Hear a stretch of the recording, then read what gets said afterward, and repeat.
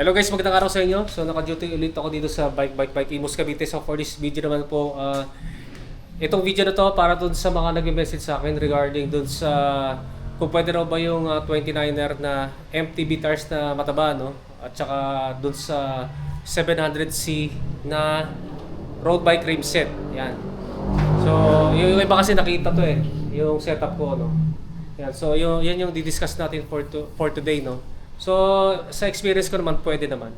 Actually, itong rim set ko, tsaka yung gulong, ito yung pangalawa na ginawa ko. Kasi yung yung unang beses ko na ginawa yan, yung MTB na gulong, at saka yung 29er, at saka yung 700C na road bike o gravel rim set, was dun sa, yung sa Sagbit Racing Force 1. Yan. Nung ano pa yun, yung mga 2020 nung kasagsagan ng pandemic. Yan. May mga video na ako nun sa mga gusto. Yan, ilalagay ko na lang yung link sa description box below. Yan. Pero ano yan bago ko ituloy yung video, sabihin ko lang na may mga limitations pa rin. Kapag gusto niyo mag-install ng 29er na MTB tire doon sa 700C na road bike rim set. Yan. Pero pwede naman kasi yung 29er at saka 700C, iisa lang naman yung iisa lang naman yung circumference nun. Katulad din ng 27.5. Ang katumbas naman ng 27.5 yung 650B. Which is very rare dito sa market natin. Common talaga 700C. Yan. So pwede naman yun nga, yung i-share ko lang yung dati kong ginawa doon sa trust ko dati na Aerobar Rigid MTB. Yung kasing rim set ko nga dati, kasi nga from from 26er, tapos nag-ano na ako, nag-29er. Yung rim set ko nga, Sagbit Racing Force 1, wala na yata ngayon yun kasi phase out na yun, matagal ang phase out na. Yan yung parang 28mm yung depth, tapos 24 yung spoke.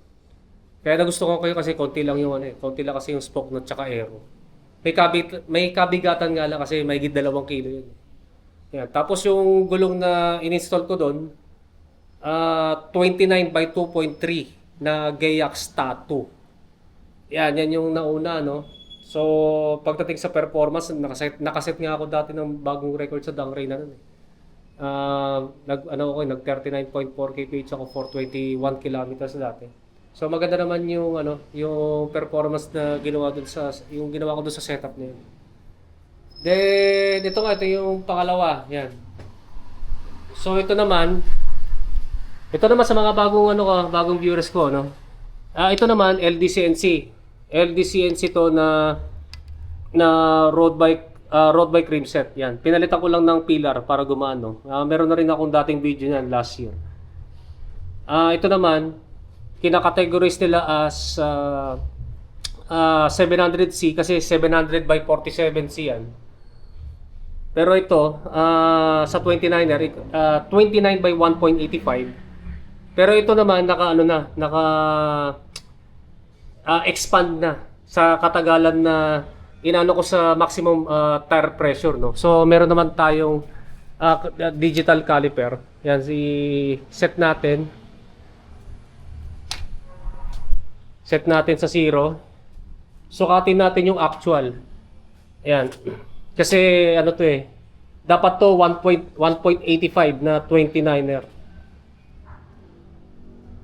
Ayan.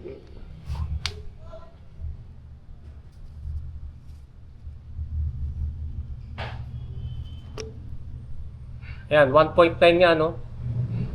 1.9 na 29er na. Tingnan natin sa millimeter. Yan, 'di ba 47?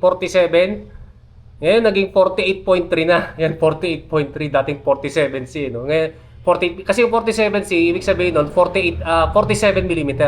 Yan 47 mm ito, 48.3 mm o 48.3C na. So i-convert natin sa inches.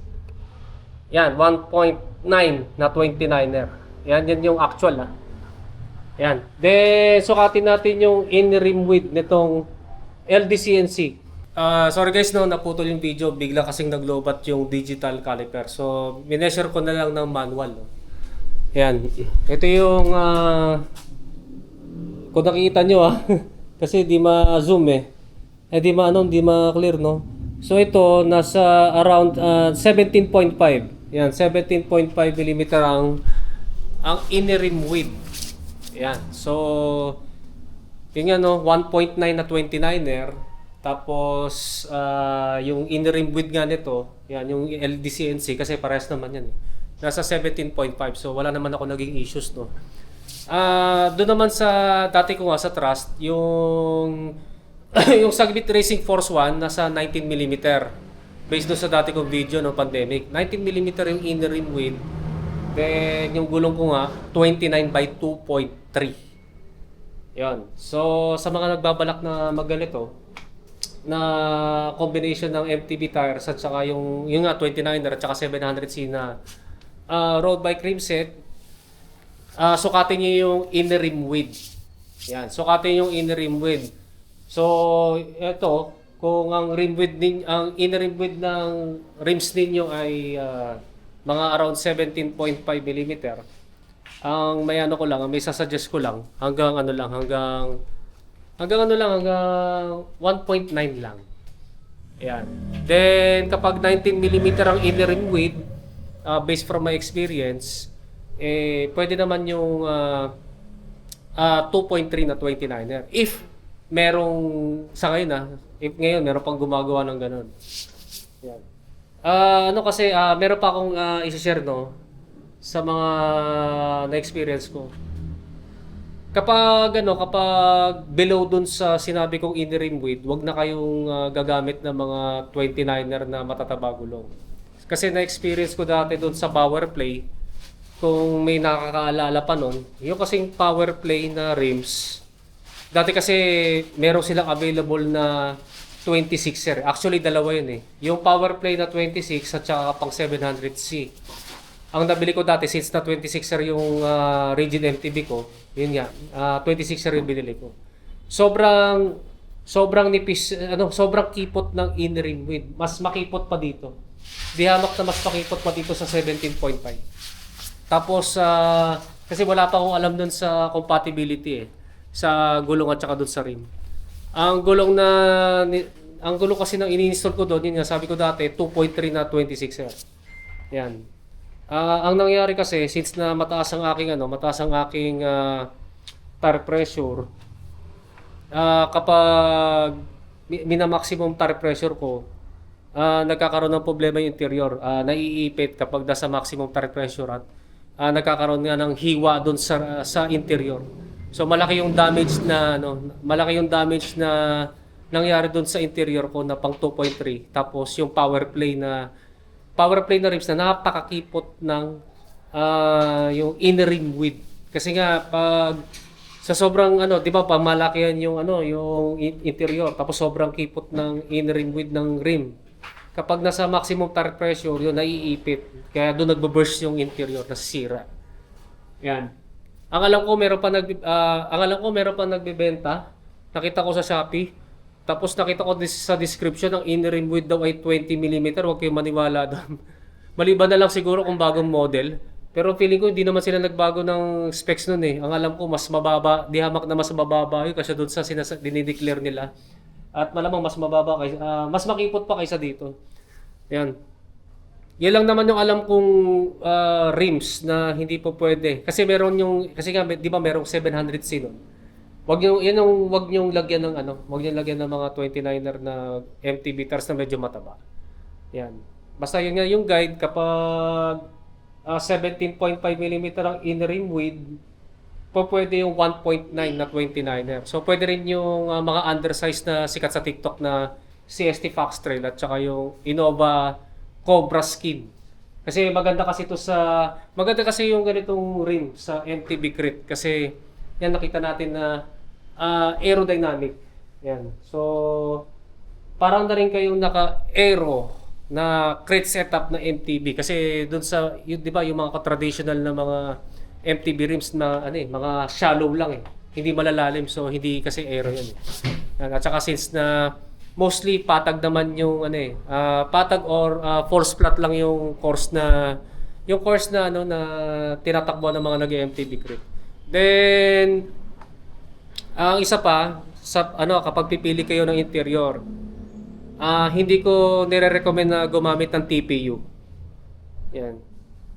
Suggestion ko lang, no, recommendation ko lang, huwag kayong gagamit ng TPU kapag ganito yung setup nyo na medyo makipot yung inner rim width at saka mataba yung gulong kasi nga baka kasi nakagamit na ako ng TPU before na tubolito. Mataas nga ako mag-tire pressure. Kasi although na hindi naman masyado makipot yung rims na ginamit ko, kaso nga lang nung mga after may ilang buwan na paggamit ko, sobrang no ano na yung TPU kasi na kulay orange nagiging halos transparent na sa sobrang banat. Yan. So ang ibig ko lang sabihin kapag gagamit kayo ng TPU na pang 29 by 2.3, 2.2, 2.1 o 1.9, malamang kasi maiipit dito at baka matulad dun sa sinabi ko na magbo-burst. Yan. So hindi ko rin nire-recommend yung mga budget na mga inner tubes. Kasi nga medyo sa mga ano lang to, sa mga nagkakarga ng maximum tire pressure, no. Hindi ko rin nire-recommend yung mga budget kasi nagkakaroon sa base sa experience ko nagkakaroon ng puncture doon sa may bandang rim kasi hindi kinaya kasi ng budget interior yung pressure. Yan, so maganda, bili kayo ng Conti tube. Yan, Continental na tube at saka yung Maxxis, yung dalawang 'yun. Yan kasi makakapal 'yun. Kasi ito kasi yung gamit ko ano. Yan ang gamit ko. Ito yung gamit ko pala. Welterweight. Yan, Maxxis welterweight. Ito nga lang pang 700 hanggang 50s ito.